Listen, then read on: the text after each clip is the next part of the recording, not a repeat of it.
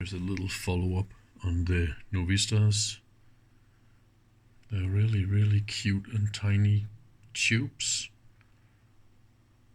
Almost, let's see, transistor sized radio tubes. That's pretty cool, huh? So this is the 500 megahertz oscillator.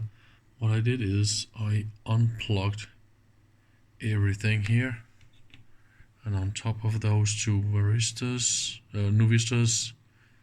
we got this in a socket, so it's easy to lift this up, and the two anodes.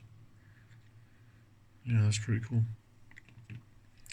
And I took those two and replaced one by one with the 200 megahertz oscillator, and saw that they are both working.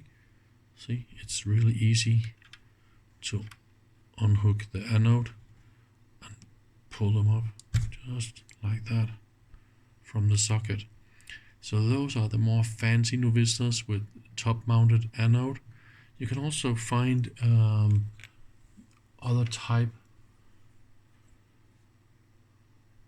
of Nuvistors that looks like this, with everything in the bottom.